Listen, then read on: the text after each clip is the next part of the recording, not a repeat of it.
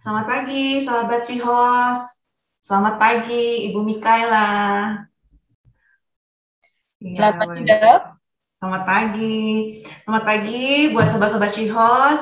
Selamat berjumpa kembali di acara Health Talk kita pada pagi hari ini dengan judul Toxic Positivity dalam pola asuh orang tua terhadap anak. Ya, nah tentunya Sobat Cihos tidak asing lagi mungkin dengan Ibu Mikaela sebagai narasumber kita pada pagi hari ini.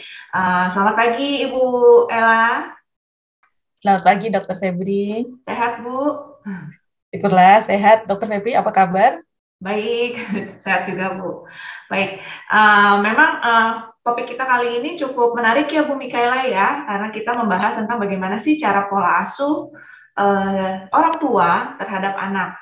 Kadang-kadang mungkin orang tua merasa sudah benar dalam mengasuh anak, ternyata ada sedikit poin loh yang perlu orang tua perhatikan dalam mengasuh anak. Baik, tanpa berlama-lama, saya akan mempersilahkan Ibu Ella untuk mempresentasikan um, tema kita pada pagi hari ini dalam bentuk slide. Silahkan Ibu Ella. Baik, terima kasih banyak, Dokter Febri. Selamat pagi, Ayah Bunda. Selamat pagi juga, sahabat Cihos. Saya senang sekali bisa join dalam webinar kita kali ini. Nah, sebelumnya saya akan memperkenalkan diri terlebih dahulu. Nama saya Mikaela Berliana Alitani. Saya biasa dipanggil Ella, dan saya adalah psikolog di Ciputra Hospital. Nah, baik Ayah Bunda, hari ini kita akan sharing tentang toxic positivity dalam pola asuh orang tua terhadap anak.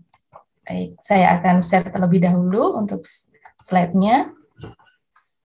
Beberapa klien yang datang untuk konsultasi, itu beberapa di antara mereka memiliki masalah permasalahan yang berkaitan dengan anak. Beberapa di antara mereka uh, memiliki gejala-gejala, di antaranya adalah tidak bisa mengungkapkan perasaannya dengan baik, merasa bahwa dirinya tidak berguna, merasa dirinya tidak memiliki masa depan, merasa bahkan dirinya ini uh, tidak berarti di dalam hidup ini. Nah, ketika kemudian ditelusuri, ketika dilakukan penggalian data, ditemukanlah bahwa akar permasalahan ini berkaitan dengan sikap orang tua terhadap anak. Jadi, apa yang dikatakan orang tua terhadap anak, kata-kata yang disampaikan orang tua kepada anak, ternyata itu sangat membekas di dalam kehidupan anak-anak. Bahkan, misalnya, kata-kata itu diucapkan oleh orang tua ketika mereka dalam kondisi emosi atau dalam kondisi marah, dan kemudian orang tua sendiri sudah melupakan itu setelah kemarahannya mereda, tetapi bagi anak-anak, kata-kata tersebut akan mereka ingat di dalam kehidupan mereka.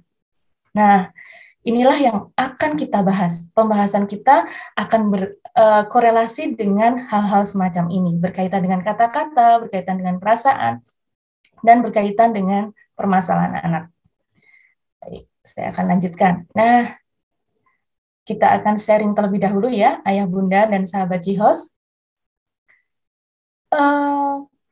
Kalau kita mau jujur nih, kita lebih suka menghadapi anak yang mana?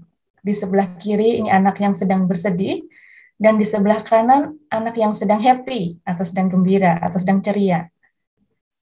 Tentu saja, sangat wajar jika ayah bunda dan sahabat Cihos memilih anak yang happy. Tentu saja kita akan lebih senang kalau kita memiliki anak yang sepanjang hari ceria, happy. Ketika kita bermain bersamanya, kita juga ikut gembira. Ketika kita belajar, mengarahkan untuk belajar, mereka juga bersemangat. Wah, itu hari yang sangat indah ya, Ayah Bunda ya. Oke, baik. Kemudian sharing yang kedua. Nah, bagaimana ketika anak kita gagal? Apa yang biasanya kita katakan padanya? Misalnya anak kita dengan muka sedih, wajah tertunduk, mengatakan, "Ma, aku gagal," atau "Pa, aku gagal." Apa yang biasanya kita katakan? Ayah bunda boleh catat, supaya nanti kita akan lihat apakah yang kita sampaikan, apakah yang sudah kita komunikasikan ini adalah sesuatu yang membangun anak atau justru sebaliknya. Nah, di sini saya tidak ingin mencari-cari kesalahan ya. Ini Bu Ella nih sukanya mungkin mencari-cari kesalahan saya, disuruh catat-catat segala gitu ya. Jangan berpikir seperti itu Ayah Bunda. Yang ingin kita lakukan adalah kita sama-sama belajar. Saya juga belajar, Ayah Bunda dan sahabat Cihos di sini belajar. Supaya kita memiliki anak-anak yang memiliki pikiran yang positif terhadap dirinya sendiri dan siap menghadapi masa depannya. Oke, kembali lagi ke sharing time berikut ini. Misalnya nih, anak kita ikut lomba, dia sangat mengharapkan, dia sangat ingin mendapatkan juara, dan dia pun sudah mempersiapkan dengan sangat baik. Ternyata di hari perlombaan itu, pada saat pengumuman, dia tidak masuk dalam kriteria juara. Apa yang akan kita katakan padanya? Mungkin kalau saya tanyakan ke klien-klien saya, apa yang dikatakan orang tuamu ketika kamu dalam kondisi seperti ini? Beberapa di antara mereka mengatakan, ayo bangkit. Kemudian mengatakan, mungkin kamu kurang berlatih, berlatihlah lebih keras lagi. Kemudian mungkin mereka mengatakan, gitu aja, jangan sedih, udah itu biasa aja. Nah, nanti kita akan cek, apa sih yang dirasakan anak ketika kita mengatakan hal-hal tersebut. Nah, kita akan bahas ke topiknya. Bahasan kita tentang toxic positivity itu berkaitan dengan emosi. Kalau kita dalam bahasa sehari-hari, emosi mungkin yang kita pahami selama ini, emosi adalah kemarahan.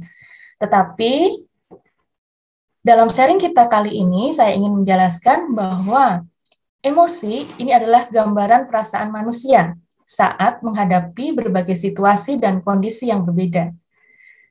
Emosi itu ada positif dan ada emosi negatif. Emosi positif itu misalnya adalah bahagia, gembira, ceria, cinta, bangga. Itu adalah emosi-emosi yang berkaitan dengan emosi positif. Kemudian yang sebaliknya, emosi negatif itu emosi yang berkaitan dengan hal-hal yang kurang menyenangkan di dalam kehidupan kita. Misalnya yang sering sekali kita ucapkan dalam bahasa sehari-hari adalah marah. Mama lagi emosi nih, emosi tingkat tinggi. Nah, sebenarnya emosi tingkat tinggi ini adalah emosi negatif atau kemarahan. Kemudian kesedihan, murung, kecewa, itu adalah emosi negatif. Nah, yang dimaksud dengan toxic positivity adalah ketika kita mendorong seseorang, dalam hal ini adalah anak kita, untuk berusaha keras, berbuat, dan berpikir positif hingga menekan emosi negatif. Nah, inilah yang disebut dengan toxic positivity. Jadi kita mengharapkan anak kita berada dalam emosi positif sepanjang hari, sepanjang kehidupannya selama bersama kita. Nah, sebenarnya toxic positivity itu tidak hanya terjadi pada hubungan antara orang tua dan anak. Toxic positivity itu bisa terjadi di dalam setiap interaksi. Jadi bisa ketika kita berinteraksi dengan pasangan kita, berinteraksi dengan teman-teman atau sahabat kita, kemudian berinteraksi dalam situasi lingkungan kerja, toxic positivity bisa terjadi dimanapun. Tapi hari ini kita akan fokus membahas toxic positivity dari orang tua kepada anak. Nah, baik, kita akan lanjutkan. Apa sih akibatnya? Akibat dari toxic positivity. Pada akhirnya, anak akan merasa bahwa ia harus dalam emosi positif. Nah, di dalam gambar kita lihat, semuanya tersenyum, gembira, ceria. Jadi anak akan merasa bahwa dia selalu dalam emosi positif atau gembira, ceria, membanggakan orang tuanya. Dan akhirnya menyembunyikan perasaan yang sesungguhnya ketika dia menghadapi perasaan-perasaan yang negatif. dan pada akhirnya tidak terbuka pada orang tuanya. Nah, ini adalah contoh-contoh di mana seorang anak tidak terbuka kepada orang tuanya. Misalnya, menyembunyikan kegagalan mereka. Misalnya ketika mereka mendapatkan nilai ulangan yang di bawah harapan orang tua. Apakah yang mereka lakukan? Kenapa mereka mungkin ada di antara anak-anak kita yang tidak berani menunjukkan nilainya kepada orang tuanya? Atau mungkin dulu kita waktu kecil. Dulu kita waktu kecil mungkin ketika mendapatkan nilai yang kurang dan kita merasa bahwa ini sepertinya akan membuat orang kita merasa tidak berkenan. Mungkin kita menyembunyikan nilai itu. Kita menyembunyikan kegagalan yang kita alami. Nah, anak kita juga bisa melakukan itu. Menyembunyikan kegagalan yang mereka alami. Kemudian yang kedua, tidak menyampaikan ketika diperlakukan tidak nyaman oleh orang lain. Jadi ketika mereka mungkin mendapatkan bullying dari temannya atau mendapatkan perilaku-perilaku yang tidak menyenangkan dari teman-temannya atau dari lingkungannya, mereka tidak berani menyampaikan kepada orang tuanya. Padahal kalau mereka berani menyampaikan hal itu kepada orang tuanya, tentu orang tua bisa membantu anak untuk menemukan solusi yang tepat. Sedangkan ketika anak memikirkan itu sendiri, kemungkinan anak akan memendam itu dan itu akan dia pendam seumur hidupnya. Kemudian yang ketiga, menyembunyikan luka. Nah, luka ini baik luka fisik maupun luka batin. Jadi kalau dia sedang dalam kondisi sedih, dia pura-pura tersenyum di depan orang tuanya. Kemudian selain menyembunyikan perasaannya, anak-anak juga bisa menyembunyikan gagasan dan ide. Mereka juga menyembunyikan hobi, kesukaan, dan kegiatan mereka, dan pada akhirnya mereka menyembunyikan setiap langkah kehidupan mereka. Nah, tentu saja kita tidak ingin hal ini terjadi kan ya ayah bunda, karena kalau anak tertutup pada kita, ini akan membuat interaksi antara orang tua dan anak menjadi tidak dekat. Pada akhirnya, kita tidak bisa atau sulit untuk menanamkan nilai-nilai kepada anak. Mereka menolak kata-kata atau nasihat yang kita berikan kepada mereka. Dan kalau kita tidak dekat dengan anak, kita juga jadi tidak mengenal apa sih yang mereka pikirkan, apa sih cita-cita mereka, apa sih kesulitan mereka dalam kehidupan ini. Sehingga kita juga sulit sekali untuk masuk di dalam kehidupan mereka untuk memberikan bantuan-bantuan yang diperlukan. Itulah dampaknya ayah bunda. Mari kita lanjutkan. Kita lanjut ke tahap selanjutnya. Nah, ayah bunda, mungkin ayah bunda sudah sering melihat gambar ini ya. Gambar ini di media sosial sering kali muncul. Nah, kalau saya tanyakan, ayah bunda dan sahabat Cihos, ini gambar apa? Mungkin di antara ayah bunda ada yang menjawab, ini gambar bayi. Oh iya, betul, Dr. Febri. Betul sekali, gambar bayi, betul. Nah, selain gambar bayi, ada gambar yang lain lagi.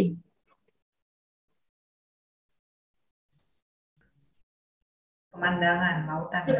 Betul sekali Dr. Febri. Ini adalah gambar lautan atau pemandangan di mana ada sepasang muda-mudi yang sedang ada di pinggir di pantai. Iya betul, di tepi pantai, betul sekali. Nah, saya ingin mengibaratkan kehidupan ini dengan gambar yang kita lihat sekarang ini. Pola pikir kita itu bisa berbeda dengan anak kita, walaupun kita sedang melihat gambar yang sama. Mungkin anak di antara kita ada yang pertama kali melihat bayi. Ada juga di antara kita yang pertama kali yang dilihat adalah gambar pemandangannya. Dua-duanya tidak ada yang salah. Yang ingin saya sampaikan adalah setiap orang bisa memiliki sudut pandang yang berbeda pada satu masalah yang sama. Begitu juga kita ketika kita sedang menghadapi anak-anak kita. Kita bisa memiliki sudut pandang yang berbeda pada anak kita. Nah, inilah yang kita perlu pahami. Jadi ketika anak kita memiliki pandangan yang berbeda dengan kita harus tetap bersikap tenang. dan berusaha menyelami apa sebenarnya yang sedang dia pikirkan. Baiklah, nah dengan kita mengetahui bahwa anak punya pola pikir sendiri, kita jadi bisa mengetahui apa yang dirasakan anak jika mereka mendapatkan toxic positivity. Kita lihat ya, yang pertama adalah anak merasa dihakimi atau dibandingkan. Nah, contohnya, gitu aja sedih. Misalnya sedang gagal gitu kan ya. Kemudian kita memberikan toxic positivity, kata-kata yang toxic positivity tadi. Nah, ketika dia sedang sedih dan kita menuntut anak kita supaya dia gembira, justru anak akan merasa dihakimi. Walaupun ketika kita sebagai orang tua, sebenarnya kita juga sedih juga melihat anak kita sedih. Ya kan, ayah bunda sahabat Cihot. Hati kita juga terluka ketika melihat anak kita itu sedih, down, gagal, kecewa. Kita ingin anak kita itu keluar dari perasaan-perasaan negatifnya tersebut. Tetapi ketika kita mengatakan memotivasi mereka dengan kata-kata yang toxic positivity, ini justru membuat mereka merasa dihakimi atau dibandingkan. Saya lagi sedih, misalnya saya sedang lagi sedih, saya posisinya sebagai anak. Kemudian orang tua saya mengatakan, ya gitu aja sedih, gimana ayah bunda? Tentu saja kita malah jadi semakin sedih lagi ya. Kenapa orang tua saya tidak memahami saya? Kenapa saya tidak boleh sedih? Jadi anak merasa dihakimi. Kemudian contoh kata-kata toxic positivity yang sering diucapkan orang tua pada anak, contohnya adalah begini, Mama Papa dulu lebih sulit lagi kehidupannya, tapi Mama Papa tidak pernah seperti kamu. Nah, walaupun tujuan kita adalah memotivasi anak supaya dia bekerja lebih keras dari apa yang kita kerjakan, tetapi kita ternyata harus memperbaiki kalimat-kalimat ini supaya lebih diterima anak. Kemudian kata-kata contoh yang lain adalah, udahlah, nggak usah baper, atau kamu pasti bisa, kakak aja bisa, masa kamu enggak? Nah, ini juga anak merasa dibandingkan, harus dihindari. Atau misalnya anak sedang gagal, seperti tadi, sedang ikut perlombaan dan ternyata dia gagal, tidak menjadi juara. Atau mungkin Bapak Ibu baru saja menerima raport dari putra-putri ayah bunda semuanya. Ayah bunda biasanya melihat bahwa dia itu selalu ranking 1, ranking 2, atau ranking 3. Biasanya setiap semester selalu ranking. Tetapi ternyata semester ini tiba-tiba dia tidak seperti biasanya. Yang biasanya ranking 1 tiba-tiba ranking 2. Dan dia sangat sedih dengan kondisi itu. Kalau kita mengatakan, kamu harus lebih berusaha lebih keras lagi, berarti kamu kurang berusaha. Bagaimana perasaannya kalau kita fokus pada perasaannya? Dia sedang sedih dan dia dituntut untuk berusaha lebih keras.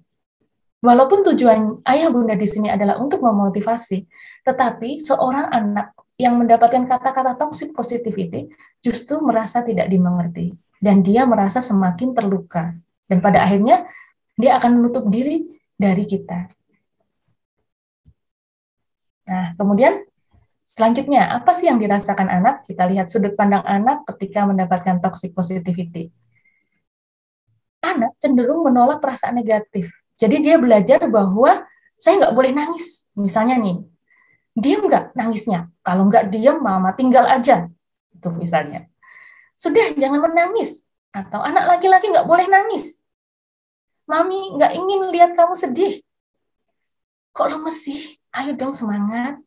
Harusnya kamu bersyukur. Nah, kata-kata ini pun walaupun tujuannya untuk sesuatu yang mulia, untuk memotivasi anak, tetapi justru anak menjadi cenderung menolak perasaan negatifnya. Jadi ketika dia menangis, dia tidak akan menunjukkannya pada kita. Dia akan menahan tangisannya. Padahal tangisan itu perlu supaya meredakan ketegangan-ketegangan yang ada di dalam tubuhnya.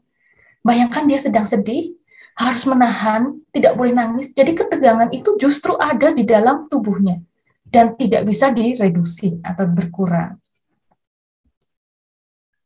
Selanjutnya, boleh sebentar ya. Boleh, jadi kalau anak menangis, ada baiknya kita diamkan saja dulu ya, Bu. Betul sekali. Jadi kalau anak menangis, kita beri kesempatan dia untuk mencurahkan perasaannya lewat tangisan itu. Baik anak kita itu laki-laki atau perempuan, ada baiknya kita berikan kesempatan dia untuk mencurahkan perasaannya.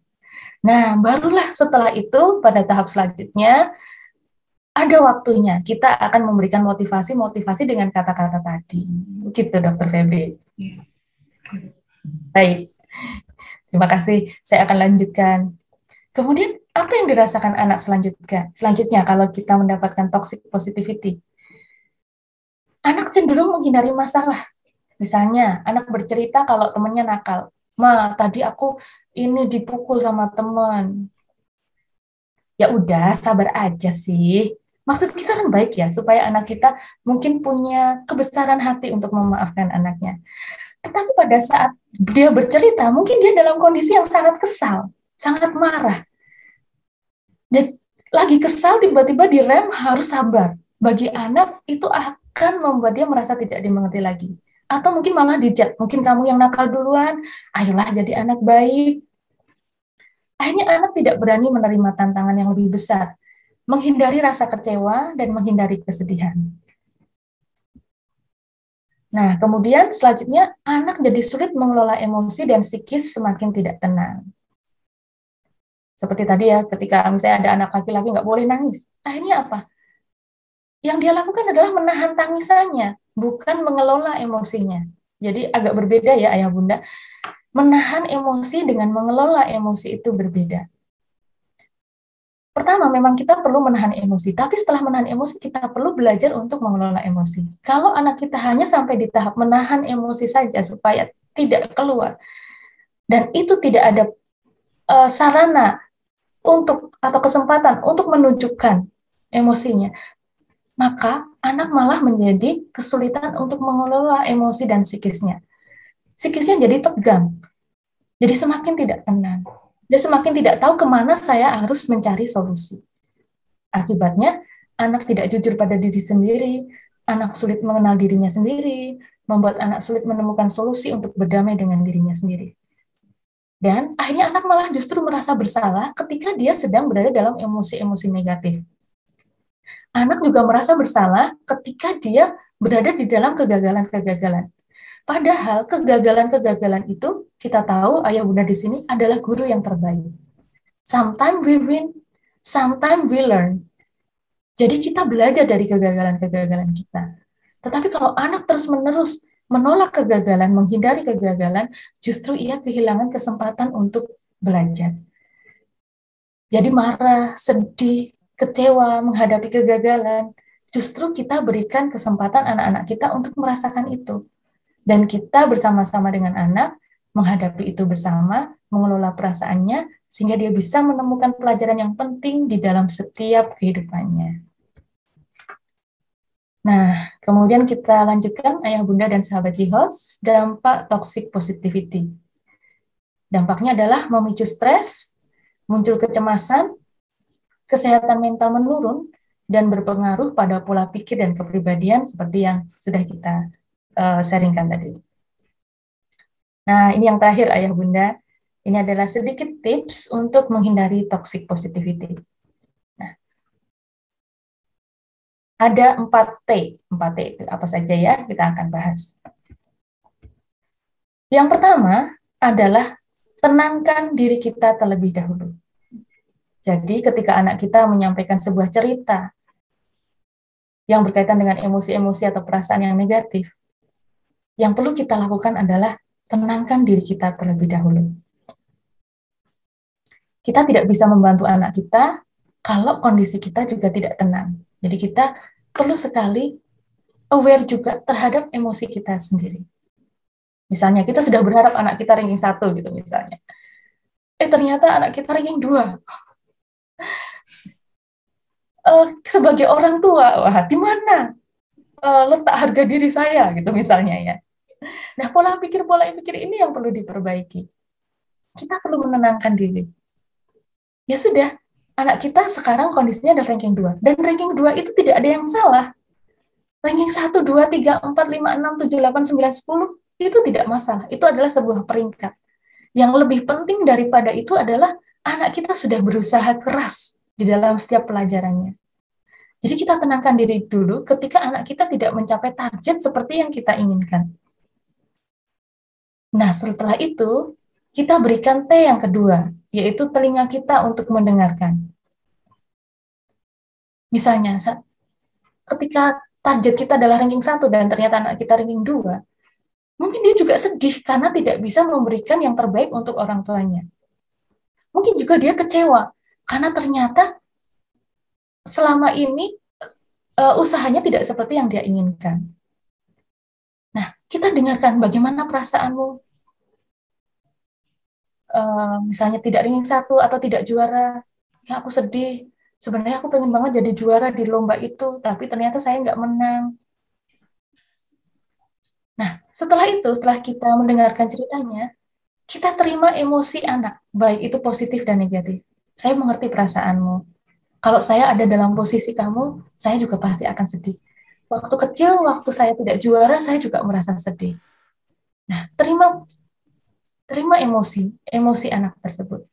Dan tunjukkan empati dengan kata-kata tadi, dengan sikap kita, dengan ekspresi wajah kita, dengan gestur tubuh kita, bahwa kita menerima anak kita, mencintai dia tanpa syarat. Nah, untuk urusan yang selanjutnya, misalnya kita perlu mengevaluasi, Bu, berarti kita biarkan saja, apakah kita perlu membiarkan saja kalau anak-anak kita mungkin kurang berusaha, atau kurang berlatih, atau kurang belajar, sehingga dia tidak mencapai achieve atau target yang kita harapkan. Nah, itu adalah di langkah selanjutnya.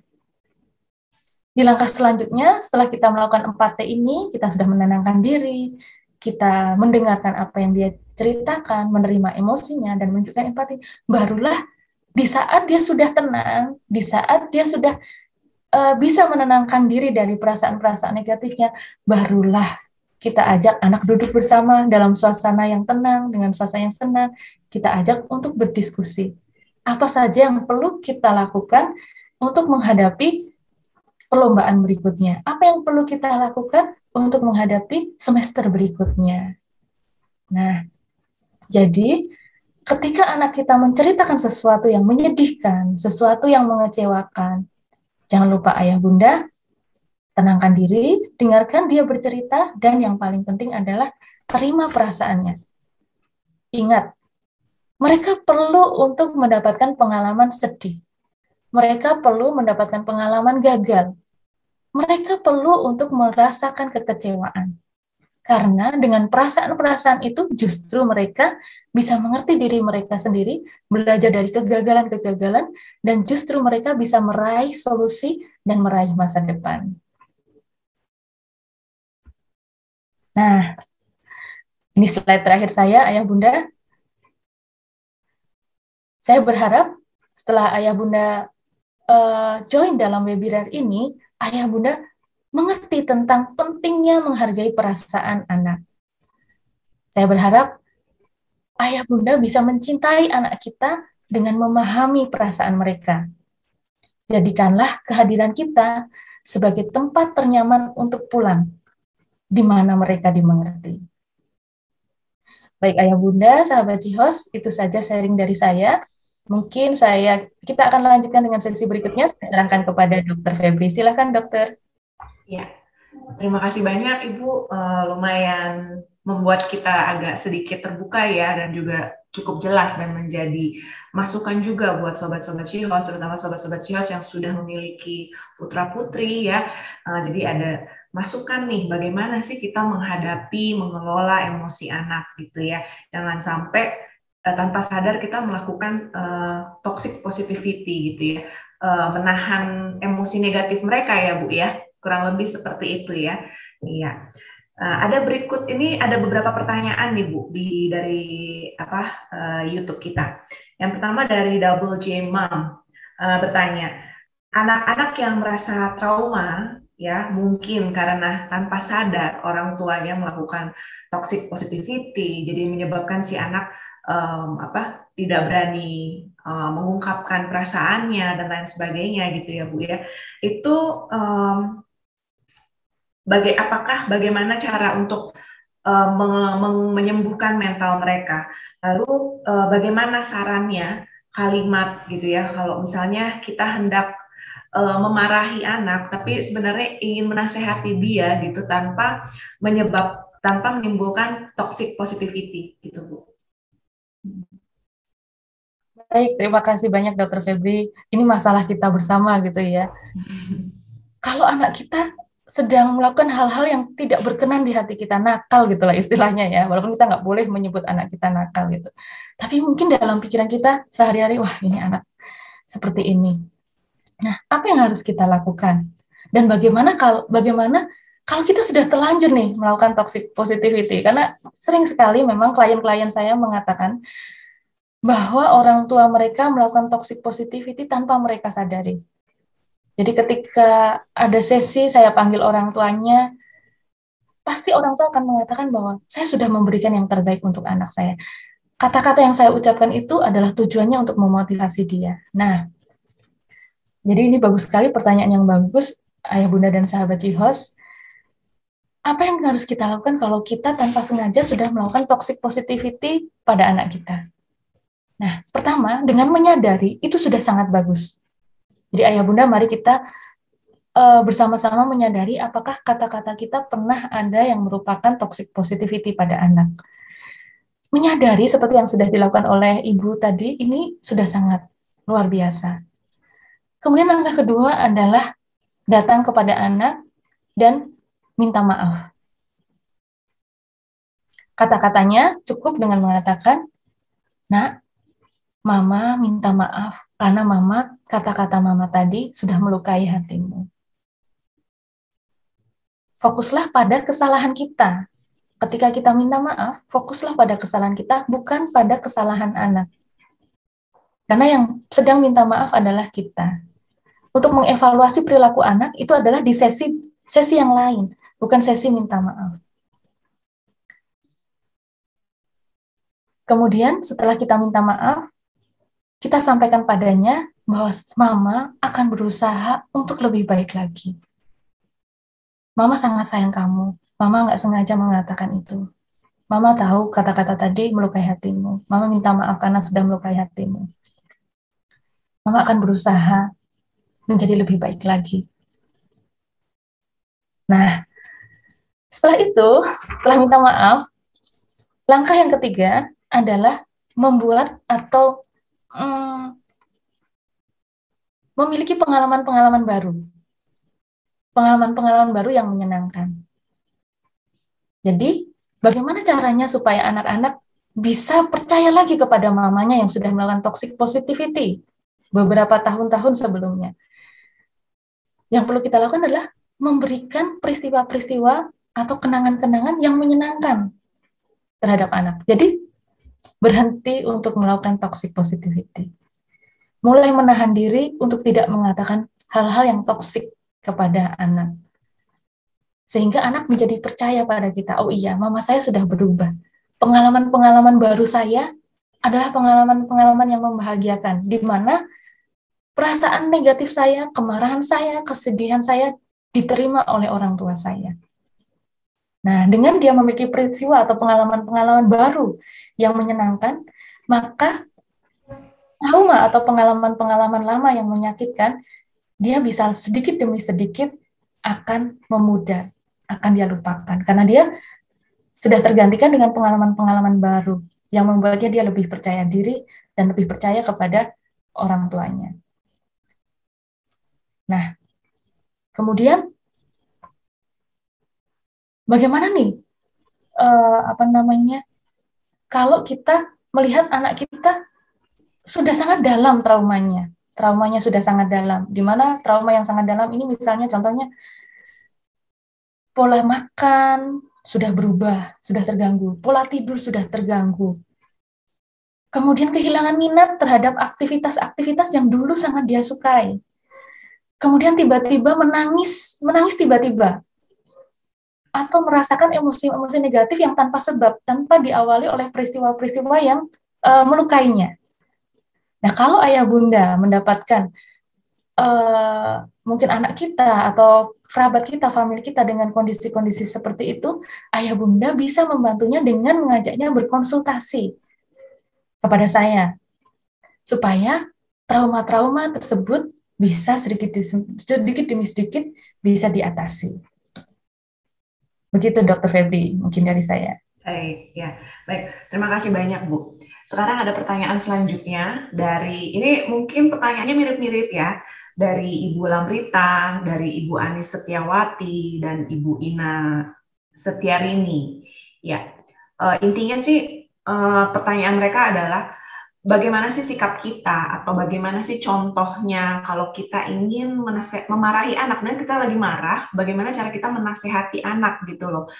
Bilalah anaknya ternyata habis dimarahin masih ngelawan gitu ya. Ada juga yang bilang malah nggak nurut, masih membantah. Nah itu bagaimana kita sebagai orang tua menasehati anak dan anak mengerti gitu loh.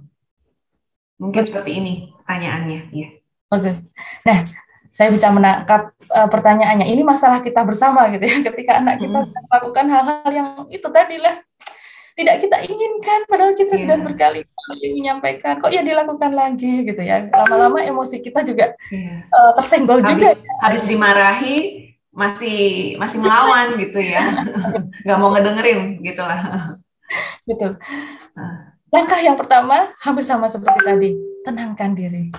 Tenangkan diri, atur emosi kita. Karena kalau kita meledakkan emosi kita kepada anak, justru apapun yang kita katakan semakin tidak dia terima. Mental ya. Itu mental. Nah, caranya adalah ajak anak kita duduk bersama. Kemudian yang kita sampaikan untuk anak-anak yang umur yang kecil gitu ya, untuk umur-umur yang kecil, kita bisa buat kalimat yang sederhana, yang dia mengerti, yang mengatakan bahwa kita jelaskan tentang perilakunya yang salah. Misalnya apa ya, kalau anak-anak kecil itu misalnya mencoret-coret tembok, kita sudah beritahu kalau mau menggambar, silakan gambar di tembok ruang tidur. Jadi kalau anak-anak menggambar itu diperbolehkan ya Ayah Bunda, kita berikan ruang khusus untuk dia menggambar. Jadi jangan dilarang juga. Silakan menggambar di kamar tidur. Nah, kalau ruang tamu ini biarkan seperti ini saja kalau mau menggambar di ruang tidur ya. Nah, tapi ternyata sudah diberitahu seperti itu masih mencoret-coret tembok. Lalu apa yang kita katakan? Nah, pertama, tenangkan diri. Yang kedua, hindari melabel atau melukai harga diri anak. Ingat, yang kita kesalkan, yang kita bikin kita kesal itu adalah perilakunya mencoret-coret tembok, bukan anak kita. Nah, ini yang harus kita bedakan. Kita bisa sampaikan, nah, coret-coret tembok itu tidak bagus. Jangan sampai kita bilang, nah, kamu tuh nakal sekali sih, dibilangin jangan coret-coret tembok, masih aja coret-coret tembok. Nah, itu harus dihindari. Nah, perilaku coret-coret tembok itu nggak bagus loh. Nyoret-nyoret tembok itu nggak bagus nih, temboknya jadi kotor. Kita jelaskan konsekuensinya. Nanti kalau ada tamu datang, lihat rumah kita seperti ini, coret-coret, gimana? Mereka jadinya jadi nggak nyaman kan lihatnya. Nah, kita jelaskan dengan bahasa yang sederhana tentang akibatnya. Akibatnya apa? Nah, setelah itu kita berikan konsekuensi. Ya, kalau gitu, menurutmu bagaimana nih? Harus diapain nih temboknya? Supaya ini jadi seperti dulu lagi. Nah, kita bisa ajak mereka berdiskusi supaya mereka juga mendapatkan insight. Jadi hindari menyuruh-nyuruh anak, tuh kan kotor, bersihin nggak? Nggak mau nurut, nggak mau bersihin. Nah, itu semakin anak, semakin nggak ngerti juga. Orang saya seneng kok, nyoret-nyoret, saya seneng gambar kok, kenapa nggak boleh sih? Nah, jadi yang perlu kita lakukan adalah berdiskusi kepada anak, supaya dia akhirnya memiliki insight, oh iya, saya harus bersihkan ini. Ya sudah, ayo kita bersihkan bersama-sama. Jadi membersihkan tembok itu bersama-sama. Kemudian untuk anak yang lebih besar, mungkin sudah SD ya, usia SD. Untuk usia SD, mereka sudah bisa diajak komunikasi dengan bahasa yang lebih kompleks. Nah, untuk anak-anak yang lebih besar, kita bisa berikan komitmen apa saja yang boleh dilakukan dan tidak boleh dilakukan. Misalnya, nak, mama ingin kamu bangun tidur itu bagaimana caranya kamarmu itu bersih gitu. Jadi jangan sampai kamu bangun tidur, main, pergi, kamu mau tidur lagi, kamarmu tetap sama seperti itu gitu ya. Anak-anak tuh paling males bersihin kamarnya gitu misalnya. Melakukan hal yang sama lagi. Nah, kita bisa ajak diskusi. kapan dia akan membersihkan kamarnya. Karena seringkali orang tua itu memaksakan diri, nak bangun tidur bersihin kamar ya. Kalimatnya adalah kalimat perintah. Nah, kalimat perintah seperti ini itu sulit diterima oleh anak. Jadi yang perlu kita lakukan adalah berdiskusi, kapan kamu akan bersihkan kamar ini? Apa akibatnya kalau kamu tidak bersihkan kamar ini? Kamar kamu jadi kotor, kamu kalau nyari barang juga jadi sulit. Kemudian berikan juga konsekuensi apa yang akan dia terima. Nah, konsekuensi itu pun harus didiskusikan. Jangan sampai itu ada di pihak kita saja, tetapi itu disepakati oleh dua belah pihak. Nah, mungkin itu, Dok, yang bisa kita sampaikan kepada anak kita supaya kita menghindari toxic positivity itu tadi. Ya, jadi intinya kalau anak nakal, kita yang dulu harus menahan diri untuk marah ya, Bu ya. Betul. Jadi untuk Sobat Cihos di rumah mungkin kurang lebih seperti itu tadi pemaparannya dari Ibu Mikaela. Jadi kalau anak nakal kita nasihati baik-baik, tapi bukan marah-marah berarti ya Bu ya, karena percuma kita marah-marah ke anak karena akan mental. Makanya kenapa anak mungkin mukanya masih kelihatan kesel atau masih ada ngelawan lagi karena dia merasa yang dia lakukan itu nggak salah loh gitu, tapi kok saya kena marah seperti itu, kurang lebih ya kayak tadi contohnya adalah tentang mencoret-coret tembok gitu ya. Jadi balik lagi kita sebagai orang tua yang lebih dewasa yang harus bisa mengontrol emosi kita terlebih dahulu ya Bu ya, sebelum memarahi anak gitu ya. Baik. Lalu Bu, bagaimana caranya kita, ini dari Bapak F. Budiman, mungkin ini pertanyaan terakhir ya, untuk para penanya yang lainnya, mohon maaf karena keterbatasan waktu kita. Mungkin nanti kalau misalnya ada yang ingin ditanyakan lagi, Bu Mikaela sendiri ada di rumah sakit praktek setiap hari Kamis ya Bu ya, jam 9 sampai jam 16 sore ya. Mohon maaf sebelumnya ya buat Sobat Cihos yang mungkin pertanyaan-pertanyaannya belum sempat kita tanyakan. Belum sempat saya sampaikan ke Ibu Mikaela untuk dijawab. Baik, tadi Bapak F. Budiman menanyakan bagaimana caranya kita menghindari toxic positivity untuk anak yang tantrum atau yang ngamuk kalau misalnya dibatasi main gadget. Mungkin nggak cuma main gadget kali ya, kita batasi nggak boleh main siang-siang gitu.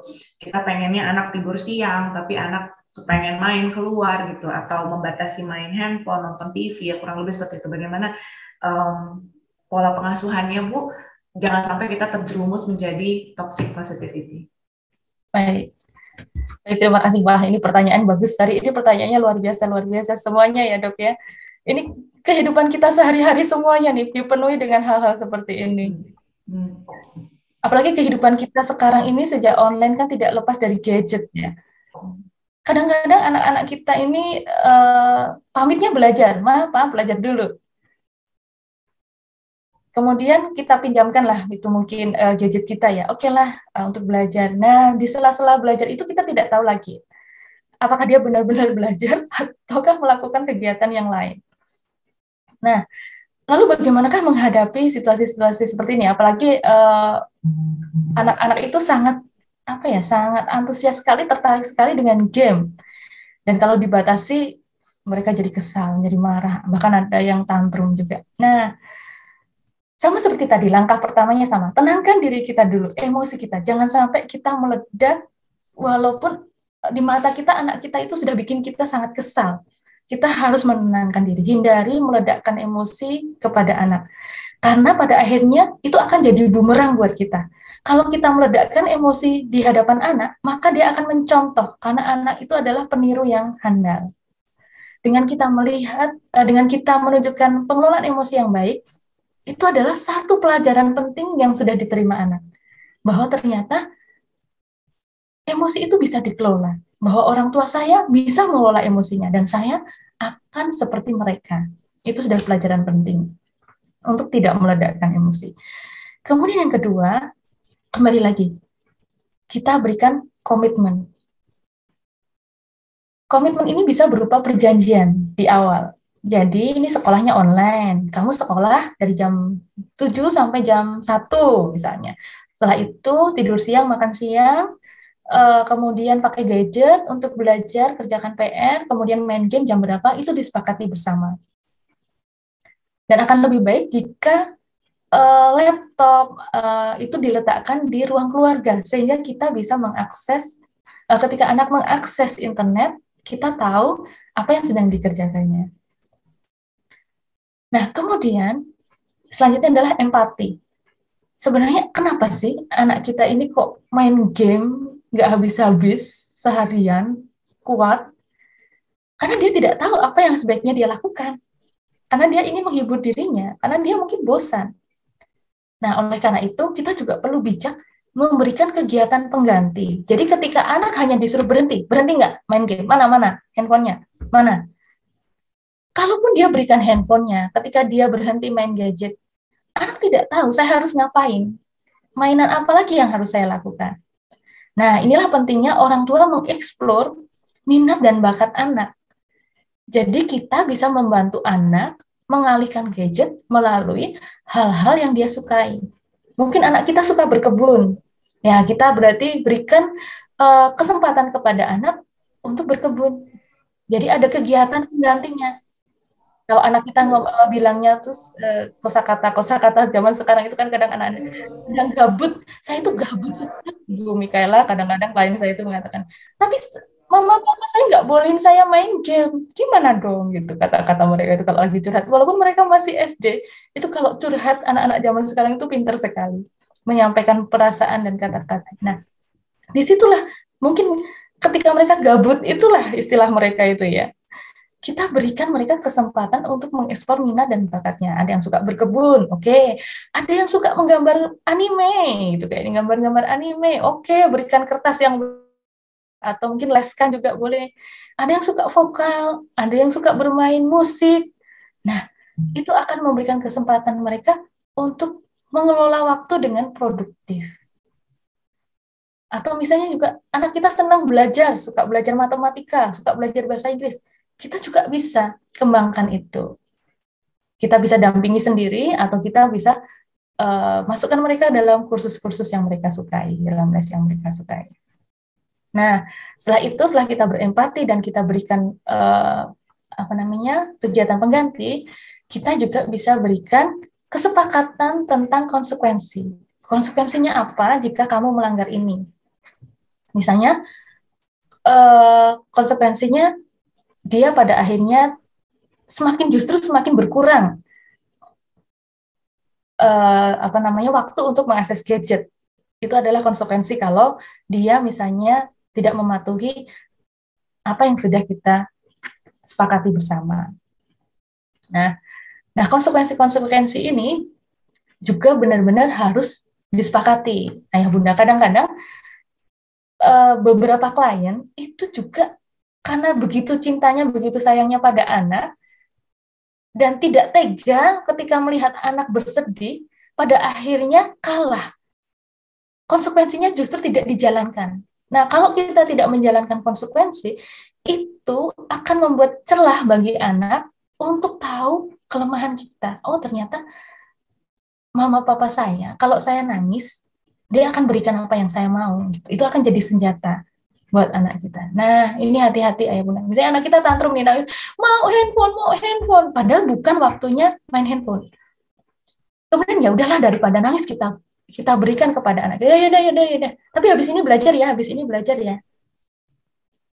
Nah, kalau kita kalah pada anak seperti itu, maka itu akan jadi senjata. Besoknya lagi itu akan dia ulangi. Dia akan menangis supaya dia mendapatkan apa yang dia inginkan. Dan itu tidak hanya soal handphone, itu dalam segala hal. Halo, Bu. Lu tegas dalam menegakkan konsekuensi. Jadi tegas dalam hal ini tidak usah marah-marah. Misalnya kita sudah sepakat ya, kemarin sudah janji ya, kalau kamu ternyata nggak kerjain PR dan kamu main game terus, maka besok sama sekali nggak ada game, nggak ada handphone lagi. Handphone benar-benar mama nggak kasih. Ya sudah, dia mau nangis, dia mau tantrum, ya kita ingatkan, enggak, hari ini enggak ada game. Kamu baru ada game besok. Lusa baru nanti ada game. Kecuali kemarin kamu belajar. Ya udah aku mau belajar. Ya udah kalau kamu belajar hari ini berarti itu buat main game besok. Jadi kita berarti benar-benar harus tegas dan kata-katanya pun harus sedatar itu, harus dengan datar, dengan tenang, tidak menunjukkan bahwa kita emosi, tetapi kita sedang menegakkan konsekuensi. Begitu, Dokter Febri. Iya, baik. Terima kasih banyak Bu Mikaela. Di sini kita banyak belajar. Saya juga banyak belajar jadinya. Jadi kalau menghadapi anak, kita kesel sama anak, gitu ya. Redakan emosi dulu dan jangan sampai kita keluar kata-kata marah-marah sama anak ya, karena ternyata tidak berguna sama sekali kan. Jadi dinasehati anaknya, diajak diskusi dan disepakati konsekuensinya. Kurang lebih seperti itu ya Bu ya. Betul sekali, Dokter. Iya. Ada mungkin take home message buat para orang tua di rumah, sobat-sobat Cihos dalam menghadapi anak-anak mungkin Bu. Baik. Baik, Ayah Bunda dan sahabat Cihos, senang sekali saya bisa sharing hari ini, dan satu last message yang dalam webinar ini saya sampaikan kepada Ayah Bunda dan sahabat Cihos adalah, ingat Ayah Bunda, kita sangat mencintai anak kita. Kalau kita mencintai anak kita juga bisa menerima perasaan-perasaan mereka, baik perasaan positif dan perasaan negatif mereka. Di saat mereka gagal, di saat mereka mengalami kesedihan, justru mereka sedang belajar tentang arti kehidupan. Itu saja, Dokter Febri. Baik, terima kasih banyak Ibu Mika.